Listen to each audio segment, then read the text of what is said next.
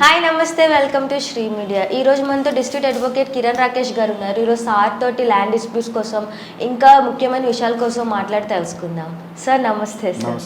Sir ఇప్పుడు ఇల్లు లేదా స్థలం కొనేటప్పుడు తీసుకోవాల్సిన ముఖ్యమైన డాక్యుమెంట్స్ ఏమిటి? ఇల్లు స్థలం కొనేటప్పుడు ముందు డాక్యుమెంట్స్ వెరిఫై చేసుకోవాలండి. ఇప్పుడు ఫర్ ఎగ్జాంపుల్ మీరు ఇప్పుడు రీసెంట్గా ట్రెండింగ్ అయ్యేది maximum flat system, apartment system. ముందుగా అపార్ట్మెంట్స్ కొనుక్కునేటట్టయితే దానికి ఏంటంటే ఆల్రెడీ బిల్డర్తో అగ్రిమెంట్ అవుతుంది, డెవలపింగ్ అగ్రిమెంట్ అవుతుంది ల్యాండ్ ఓనర్తో. సో ఓనర్ దగ్గర లింక్ డాక్యుమెంట్స్ అనేవి ఉంటాయి, అది బిల్డర్ దగ్గర ఉంటాయి. సో మోస్ట్లీ మీకు ఫ్లాట్ తీసుకునేటప్పుడు అడ్వాంటేజ్ ఏంటంటే బ్యాంక్ లోన్ 90% అందరూ బ్యాంక్ లోన్కి వెళ్తారు. మ్యాక్సిమం 10% పీపులే క్యాష్ ఇచ్చి అది వాళ్ళ అండర్స్టాండింగ్ బట్టి పర్చేస్ చేసుకుంటారు. మోస్ట్లీ 90% బ్యాంక్ లోన్స్ తీసుకుంటారు. బ్యాంక్ లోన్స్లో తీసుకునేటప్పుడు బ్యాంక్ లోన్కి సర్టెన్ డాక్యుమెంట్స్ అనేది ఆల్రెడీ బ్యాంక్ వాళ్ళ దగ్గర ఉంటుంది. అంటే కొన్ని బ్యాంక్స్ టైఅప్ ఉంటాయి బిల్డర్ తోటి, ఆ కన్స్ట్రక్షన్ కంపెనీ తోటి, సెట్ కంపెనీ తోటి. సో వాళ్ళ దగ్గర ఆల్రెడీ ఎగ్జిస్టింగ్ డాక్యుమెంట్స్ ఉంటాయి. లైక్ మేము అనేది లింక్ డాక్యుమెంట్, అది లీగల్ వెరిఫికేషన్ చేస్తాం, అది మేమే చేస్తాం యాజ్ అడ్వకేట్స్గా. ప్రతి బ్యాంక్కి ఒక లీగల్ ప్యానల్ ఉంటుంది. సో లీగల్ వెరిఫికేషన్ మేమే చేస్తాం. ఆ లీగల్ వెరిఫికేషన్ చేసుకొని మొత్తం లింక్ డాక్యుమెంట్స్ అన్నీ ఉంటాయి. అది అంటే ల్యాండ్ ఎప్పుడైతే ఆ పర్టికులర్ ఓనర్కి అసైన్ అయింది, ఒక పర్సన్కి అసైన్ అయిన ల్యాండ్ నుంచి ఎంతమందికి ట్రాన్స్ఫర్ చేశారు, ఎన్ని ట్రాన్స్ఫర్లు అయినాయి, ఎన్ని రిజిస్ట్రేషన్లు అయినాయి, ఎంతమందికి గిఫ్ట్ ఇచ్చారు, ఎంతమందికి జీపీఏ చేశారు, ఆ లిస్ట్ అంతా ఉంటుంది. ఆ లిస్ట్ ఆఫ్ డాక్యుమెంట్స్ అన్నీ ఒరిజినల్స్ ఉండాలి. ఆ ఒరిజినల్స్ ఒకటే సెట్ ఉంటుంది, మిగతా అన్ని జెరాక్స్ వాళ్ళు డిస్ట్రిబ్యూట్ చేసుకుంటారు. అవన్నీ లీగల్గా మేము వెరిఫై చేస్తాం.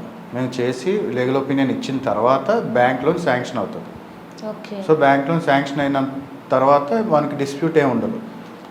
మోస్ట్ ఆఫ్ ద టైం ఫ్లాట్స్కి అయితే అంత డిస్ప్యూట్ రాదు. ఓకే, ఎందుకంటే బ్యాంక్స్ ఇన్వాల్వ్ అయి ఉంటాయి కాబట్టి.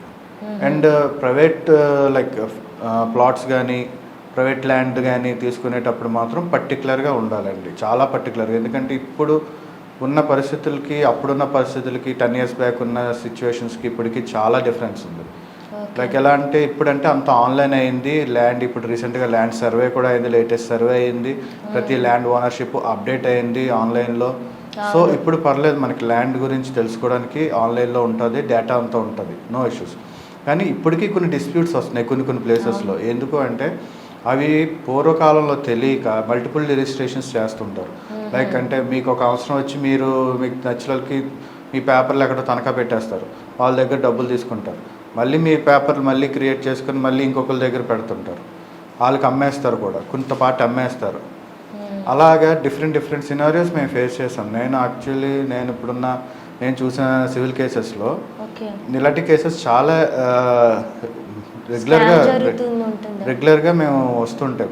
పర్టికులర్గా ఎంటీ ల్యాండ్స్కే వస్తాయండి డిస్ప్యూట్స్ అనేది. ఎంటీ ల్యాండ్స్ పర్చేస్ చేసుకున్నప్పుడు ఖచ్చితంగా నేను ఇచ్చే ఒపీనియన్ ఏంటంటే ఎంతమంది ఎన్ని ఎకర్స్ పెట్టుకున్నా అట్లీస్ట్ ఒక ప్లాట్ అన్న తీసుకున్నా ఖచ్చితంగా ఏ ల్యాండ్ కన్నా లీగల్ వెరిఫికేషన్ చేయించుకుంటే బెటర్. ఎవరన్నా ఒక అడ్వకేట్ దగ్గర లీగల్ ఒపీనియన్ తీసుకొని ఆ కన్సర్న్ డాక్యుమెంట్స్ అన్నీ అడ్వకేట్కి ఇచ్చి లీగల్ ఒపీనియన్ చూసుకున్న తర్వాత ఈసీ మేము చెక్ చేస్తాం. దాని ప్రొసీజర్ ఉంటుంది. అంటే రీసెంట్ ఈసీ తీసి అప్ టు 83 వరకు చూస్తాం, లేదంటే డిపెండ్స్ అనమాట. ల్యాండ్ సైకిల్ ఎక్కడి నుంచి ఉందో స్టార్ట్ అయిందో అక్కడి నుంచి మొత్తం ఈసీ వెరిఫై చేసి అది క్లియర్గా ఉందో, దాంట్లో ఏమైనా డిస్ప్యూట్స్ ఉన్నాయా ఏంటి అనేది మేము వెరిఫై చేసి ఇస్తాం. మేము అంటే ప్రైవేట్గా చేసుకోవచ్చు, లేదంటే బ్యాంక్ త్రూ వెళ్తే బ్యాంకర్స్ ఆల్రెడీ వాళ్ళ దగ్గర ఎస్టాబ్లిష్ అడ్వకేట్స్ ఉంటారు కాబట్టి లీగల్ ప్యానల్ ఉంటుంది, వాళ్ళు కూడా ఈసీ వెరిఫికేషన్ చేసుకుని లీగల్ ఒపీనియన్ ఇస్తారు. లేదు అక్కడ మీకు ఏమైనా డౌట్ ఉంటే సెకండ్ ఒపీనియన్ కింద ఎవరైనా ప్రైవేట్ అడ్వకేట్ దగ్గర కూడా వెళ్ళి లీగల్ ఒపీనియన్ తీసుకొని అప్పుడు మీరు పర్చేస్కి వెళ్తే బెటర్ అండి. లీగల్ ఒపీనియన్ తీసుకోవాలి ప్రతి ల్యాండ్ వెరిఫికేషన్కి, పర్చేస్కి. ఎందుకంటే చాలామంది ఇప్పుడు ఎక్కువ ఎంతమంది ఫేస్ అయ్యేది ఎవరంటే రియల్ ఎస్టేట్కి దీని మీద అవేర్నెస్ ఉంటుంది. సో వాళ్ళు చాలా జాగ్రత్తగా ఉంటారు, ఒకరు కాదు 2-3 లీగల్ ఒపీనియన్స్ తీసుకుంటారు వాళ్ళు. బట్ కొంతమంది చూడండి ఎంప్లాయీస్ ఉంటారు, సాఫ్ట్వేర్ ఎంప్లాయీస్ కానీ గవర్నమెంట్ ఎంప్లాయీస్ కానీ, వాళ్ళకి అంత అవేర్నెస్ ఉండదు దీని గురించి. పర్టికులర్గా వాళ్ళే ఎక్కువ ఇలాంటి సినారియోస్ ఫెయిల్ అవుతున్నారు. వాళ్ళు ఏంటంటే డబ్బులు ఉన్నాయి, మనకి తెలిసిన వాళ్ళే కదా అని చెప్పేసి చాలామందికి అంటే లైక్ ఫ్రెండ్లీ రిలేషను, మనకి తెలిసిన వాళ్ళు వీళ్ళు అలా చేయరు అని అనుకొని వాళ్ళ దగ్గర నుంచి ల్యాండ్ పర్చేస్ చేసుకుంటారు.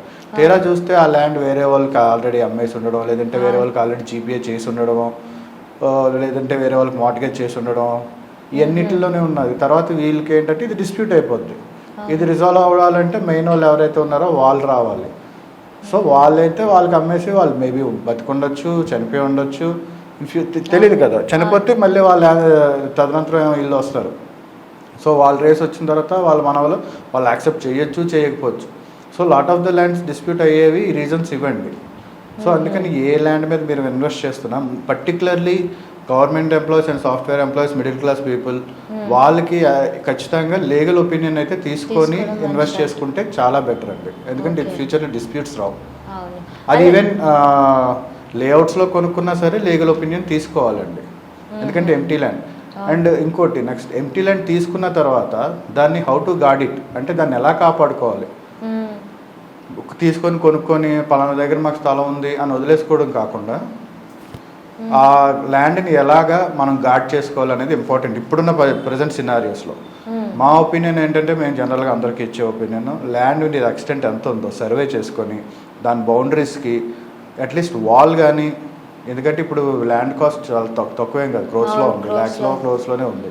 సో మీరు ఒక 5,000 10,000 పెట్టి ఒక వాల్ కానీ లేదంటే ఒక ఫెన్సింగ్ కానీ చేయించడంలో it's not a big cost అనమాట. సో అది మీరు ఫెన్సింగ్ చేయించుకొని ఇంకా బెటర్గా కావాలి అనుకుంటే, ఇంకా ప్రొటెక్టివ్గా మీ ల్యాండ్ ఉండాలి అనుకుంటే, మీరు అక్కడ ఒక షెడ్ కన్స్ట్రక్షన్ చేసేయండి స్మాల్ ప్లేస్లో. ఒక 100 యార్డ్స్లో కానీ 50 యార్డ్స్లో కానీ ఒక స్మాల్ షెడ్ కన్స్ట్రక్ట్ చేసి ఒక కరెంట్ సప్లై మీరు మీటర్ తీసుకుంటే you will be in safe. And land కొనుక్కున్నప్పటి నుంచి ప్రాపర్టీ ట్యాక్స్ ఖచ్చితంగా కడుతూ ఉండండి. ఎందుకంటే చాలామంది కట్టరు, లాస్ట్లో ఎప్పుడు కట్టుకోవచ్చు, ట్రాన్స్ఫర్ అయినప్పుడు అని వదిలేస్తారు. ప్రాపర్టీ ట్యాక్స్ కట్టుకుంటే మంచిది.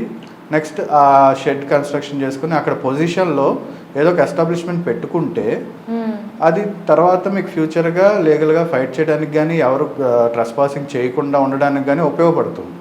సో దాన్ని బట్టి మీ ల్యాండ్ సేఫ్ ఉంటుంది. ఎన్ని ఇయర్స్ అయినా సరే మీరు సేఫ్ అండ్ సెక్యూర్డ్గా ఉంటారు. కబ్జాలు ఏం జరగకుండా జరుగుతాయి. బలవంతంగా గ్రాప్ చేసుకునేది వేరు, బట్ ఆ పొజిషన్లో మీదే అనేది ప్రూఫ్ అనేది ఉంటుంది. మీకు అర్థమైందా? అది మీరు ఇమీడియట్గా పోలీస్ కంప్లైంట్ ఇవ్వచ్చు, ఇదిగోండి ఇన్ని ఇయర్స్ నుంచి మేము ఉంటున్నాం, కరెంట్ బిల్లు కడుతున్నాం, మేము ఇక్కడ మా ల్యాండ్ ఇలా గ్రాప్ చేశారని. అలాగే ఇల్లు కొనేటప్పుడు, స్థలం కొనేటప్పుడు ఆ ఇంటి పేరు, ఆ మనిషి, ఆ ఓనర్ అని ఆన్లైన్లో ఎలా చెక్ చేసుకోవచ్చా మనం? ఇప్పుడున్న పరిస్థితుల్లో గ్యారెంటీ చెక్ చేసుకోవచ్చు అండి. ఇప్పుడు మనకి ఆన్లైన్ పోర్టల్స్ ఉన్నాయి కదా, ఆన్లైన్ పోర్టల్స్లో ఏపీ గవర్నమెంట్ రెవెన్యూ డిపార్ట్మెంట్ పోర్టల్లోకి వెళ్ళి ఆ సైట్లో మనం చెక్ చేసుకోవచ్చు. ఆ ఇల్లు పేరు ఎవరి మీద ఉంది అనేది, ఆ ఇల్లు మొత్తం ఈసీ అంతా మనకి ప్రైవేట్, ఇక్కడ ఈ సేవలోకి వెళ్తే ఈసీ డాక్యుమెంట్ నెంబర్ ఇస్తే ఈసీ ఇస్తారు, ఇన్సూరెన్స్ సర్టిఫికేట్ అంటారు. అది మనం తీసుకుంటే ఎవరి పేరు మీద ఉందో, ఎన్ని ట్రాన్స్ఫర్లు అయినాయో అన్నీ బేసిక్గా వచ్చేస్తుంది, బేసిక్ లిస్ట్ వస్తుంది. ఓకే, అది లిస్ట్ వచ్చిన తర్వాత ఇప్పుడు ప్రజెంట్ ఎవరు ఓనర్ ఉన్నారో ఆ ఓనర్ తెలుస్తుంది. ఆ ఓనర్ని అడిగితే ముందు ఎవరి దగ్గర కొనుక్కున్నారో వాళ్ళ పేరు కూడా ఇందులోనే ఉంటుంది. అపార్ట్ ఫ్రమ్ దట్ ఈ రెండు మనకి ప్రైమరీ కన్ఫర్మేషన్ వచ్చిన తర్వాత మిగతా ట్రాన్స్ఫర్స్, మిగతా సేల్ డీడ్స్ కానీ మిగతా ట్రాన్స్ఫర్స్ కానీ ఎన్ని అయినాయో అవన్నీ ఫర్దర్గా మనం చెక్ చేసుకోవచ్చు. నేను అదే చెప్పాను కదా, లీగల్ ఒపీనియన్లో మిగతా లింక్ డాక్యుమెంట్స్ అంటారు అట్లనే. ఆ లింక్ డాక్యుమెంట్స్ అన్నీ చెక్ చేసుకుంటే మనకి దాని హిస్టరీ అంతా తెలిసిపోద్ది. ఎక్కడెక్కడ ఎన్ని ట్రాన్స్ఫర్లు అయినాయో, ఎవరెవరికి ట్రాన్స్ఫర్ అయింది, ఎంత పార్టీ ఎంత ఎవరికి సేల్ అయిందో అనేది అందులో లిస్ట్ అవుట్ వచ్చేస్తుంది.